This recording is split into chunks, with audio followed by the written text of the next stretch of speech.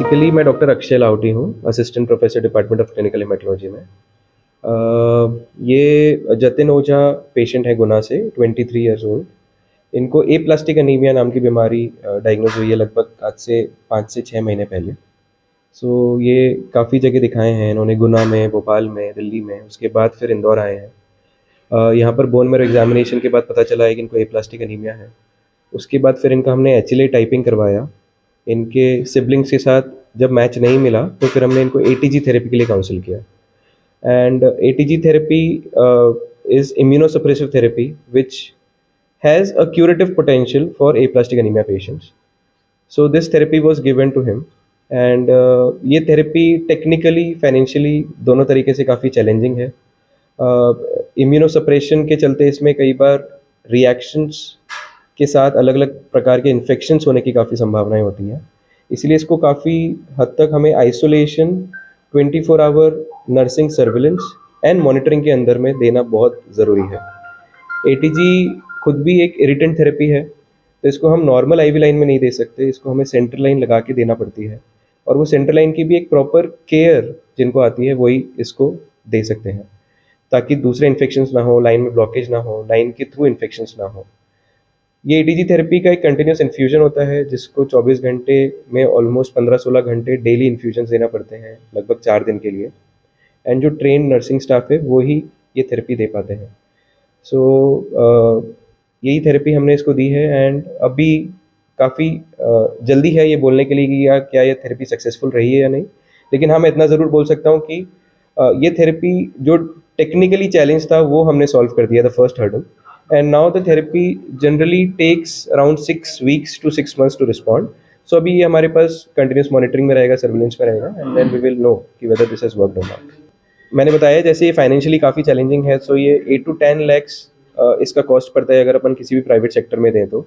और यही चीज़ हमने यहाँ पर सुपर स्पेशलिटी अस्पताल में हमारे BMT यूनिट में दी है, जो हमने ऑलमोस्ट फ्री ऑफ कॉस्ट दी है, क्योंकि हमारे पास कुछ प्रधानमंत्री, मुख्यमंत्री और आयुष्मान और दूसरे NGOs के फंड्स थे, तो उसके थ्रू हमने ये थेरेपी ऑलमोस्ट इसको फ्री ऑफ कॉस्ट दी है।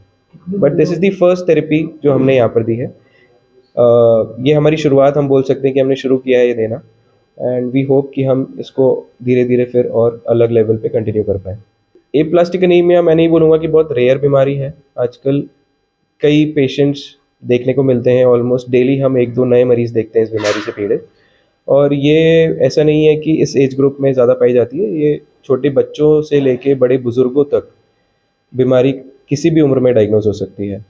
सो कई बार पेशेंट्स को अलग अलग तरह से कहीं से भी ब्लीडिंग्स होती हैं, कई बार रिकरेंट इन्फेक्शंस होते हैं, कई बार खून चढ़ाने की आवश्यकता पड़ती है, जिसको बोन मैरो टेस्ट करके पता लगाना बहुत ज़रूरी है कि क्या कारण है। इसमें सबसे ज़्यादा टफ जो है वो तो उसका सबसे पहले फाइनेंशियल अरेंजमेंट जो है, बहुत महंगी थेरेपी है। और हमारे पास चूँकि अलग अलग जगह से थोड़ा थोड़ा कुछ फंड आता है, इस कारण से हम इस काम को कर पाए हैं। और एक और चीज़ ये है कि एक पेशेंट का एक्सेप्टेंस भी इसमें बहुत इम्पॉर्टेंट है, कि पेशेंट ने भी इस चीज़ को स्वीकार करना चाहिए। सबसे पहले परिवार को तैयार करना और पैसे का अरेंजमेंट करना, ये जो उसकी टफनेस है, और उसके बाद जो इम्यूनोसप्रेशन है, उसके बाद जो इन्फेक्शन की पूरी संभावना होना, ये इतनी सारी चैलेंजिंग चीज़ें हैं जो कि एक अच्छे स्टाफ और अच्छे सुपरविज़न के अंदर ही पॉसिबल हो पाता। हमने इसके पहले भी एक पेशेंट का इलाज किया था, और पेशेंट को तैयार करने के लिए एक तो डेफिनेटली पेशेंट के पास चूँकि दूसरे ऑप्शन नहीं थे, इनको प्रॉपर बोन मैरो नहीं मिल पा रहा था, तो हमने इनकी बात, जो एक पेशेंट हमने पहले भी किया था, उन पेशेंट से बात कराई, और उस परिवार वालों ने जब उनको बताया कि नहीं सब कुछ अच्छा है और कोई तकलीफ़ नहीं होती है, उसने पेशेंट को काफ़ी हिम्मत दी और वो तैयार भी हुए पेशेंट, और आज आपके सामने। सर थेरेपी के लिए पहले तो क्या सर दिक्कत बहुत चल रही थी, हीमोग्लोबिन डाउन हो जाता था काफ़ी ज़्यादा। फिर डॉक्टर सर को दिखाया, उन्होंने बताया ऐसी ऐसी दिक्कतें हैं, तो फिर घर वाले पीछे हटे थोड़ा। फिर सर ने बात करवाई एक पेशेंट से, तो उनसे थोड़ी हिम्मत मिली। उसके बाद फिर ट्रीटमेंट स्टार्ट हुआ। सर डर तो लगता है थोड़ा बहुत, पर इतना भी नहीं था वैसे नॉर्मल जो रहता है वो। बाकी स्टाफ वगैरह भी सब ठीक है मतलब काफ़ी संतुष्ट यहाँ से। पहले तो बहुत ज़्यादा दिक्कत आती थी, इतनी देर खड़े भी नहीं हो पाते थे, हीमोग्लोबिन बिल्कुल डाउन हो जाता था, बीपी डाउन हो जाता था। अभी तो फिर भी जब से थेरेपी स्टार्ट हुई है तो नॉर्मल है, फिर भी बहुत बेटर फील करता हूँ पहले से।